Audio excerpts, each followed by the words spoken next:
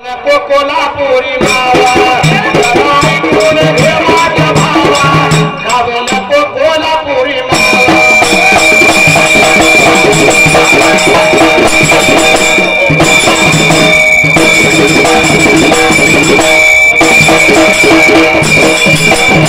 कोण घे माझ्या भावा खाऊ नको कोल्हापुरी मावा कोण घे माझ्या भावा खाऊ नको कोल्हापुरी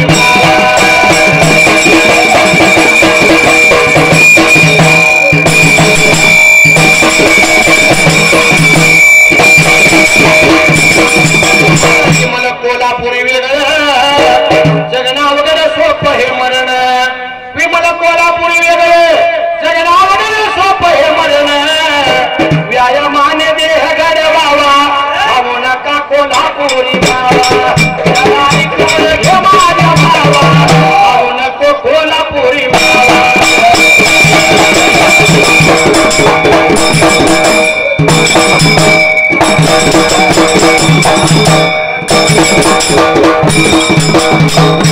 व्यसन सोडा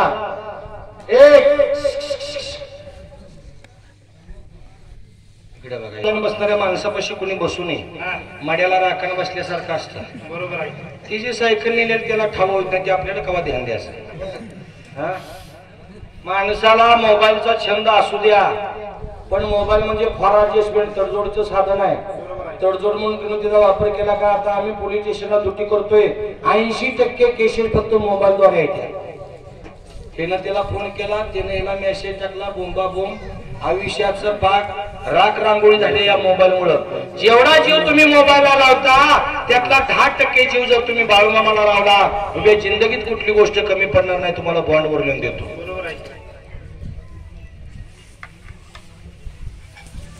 उद्याचा कार्यक्रम झालेला आहे बरोबर 20 मिनिटानंतर निवदाला पुजारी जाणार आणि त्यानंतर बरोबर 15 मिनिटांना आरती होणार का तर रोजच बाळूमामाच्या पालखीत कार्यक्रम चालू आहे त्यामुळे तोंडपाठ आहे हे विचार केला मला आता विचार लागला मनाचा कराय नेत्रान पाहिलं बाळूमामाला त्या जाग्याला अरे बाळूमामा पातेले घेऊन अवघड कसरत करत ओढ लागलं होतं यायला एवढ्यात कैलासाचे दोन दिहाव कोसळ्याच्या रूपात सत्व घेणारा थांबला विहिरीच्या काठाला नेत्रान पाहिलं बाळूमामाला काय लागलं महाराज बोलायला अरे बाळू माझा मामा हवे बाळू माझा मामा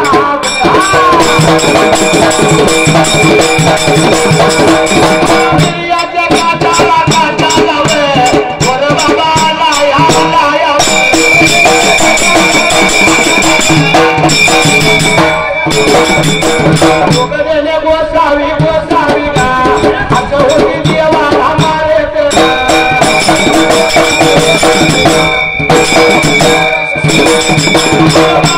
म्हणताना म्हणताना बाळू मामा गेला त्यांच्या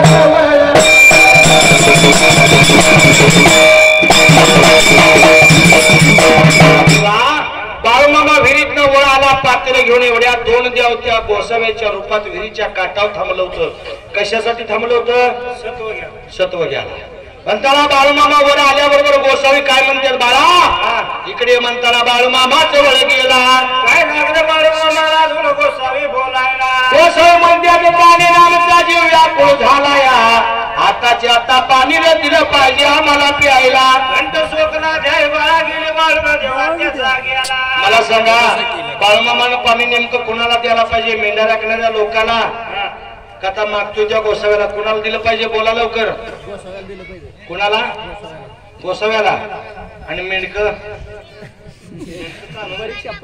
हे परीक्षा बरोबर आहे पण मेंढक्याची काहीतरी सोय झाली पाहिजे की दादा गोष्ट तुमचं उत्तर निम्म खरं बरोबर आहे पण पुढचा संदर्भ काहीतरी पाहिजे बाळूमामाने विचार केला अजून ताण लागली माझ्या मेंढी राखणाऱ्या लोकाला तर मेंढीचं दूध काढून पितील पण म्हातारा मेलं तर पाप लागलं शिरा मात्याला एका गोसाव्याच्या हातात पातेलं दिलं त्याने सत्व बघण्यासाठी सगळं पिऊन सपविलं दुसरं लागेल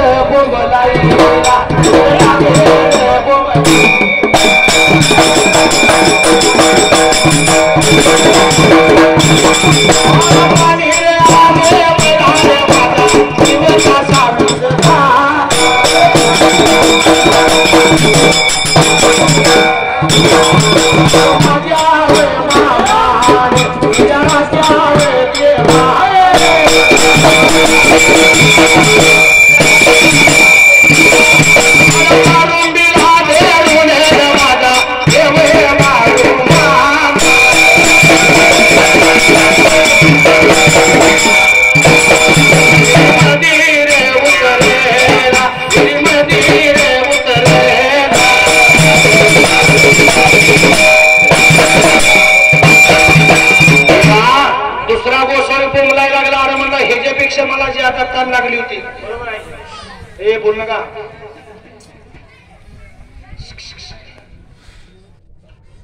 टायमिंग झाले का? चालते, काय हरकत नाही. चालते का? ना की देवदाव तर जाऊ आपण.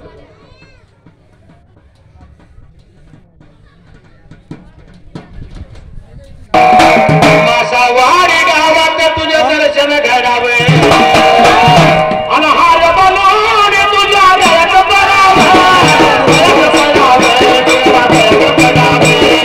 हार बनवून तुझ्या घरात बनावे मामा.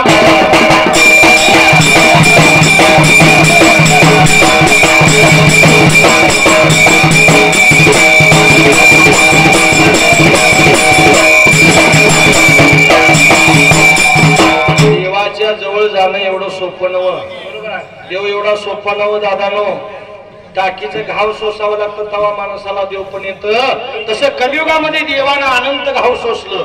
परत बाळमामा विहिरीच्या तळाला उतरलं ना अवघड कसरत करत पाणी वर काढलं. त्यावेळेला पाणी जसं वर काढलं दिलं त्या दुसऱ्या गोसाव्याला जेव्हा त्या जाग्याला दुसऱ्या गोसाव्यानं सुद्धा पाण्याचं पातेलं पिऊन संपूर्ण 2 गोसाव्याने क्षणात देवाचा अवतार धरला.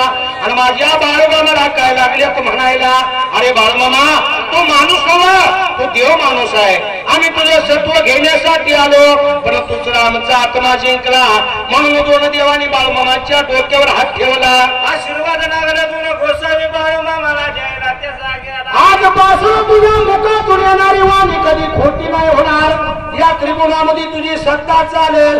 चंद्र सूर्य असे पात्र बाळमामा नावाचं निशाण फडकत राहणार. असा आशीर्वाद 2 देवाने दिला. त्या दिवसापासून माझा बाळमामा देवरस झाला. बाळमामानं फक्त मानवतेचा धर्म पाळला. तुम्ही आम्ही पण निदान माणुसकी तर पण जपली पाहिजे का नाही? जपली पाहिजे. हा, कलियुगात कसं आहे, माणसाचं देवावर ध्यान कमी, 2 नंबरवर नाही ध्यान आहे. जी काबाड कष्ट करतय त्याला पडल्या पडल्या झोप लागती.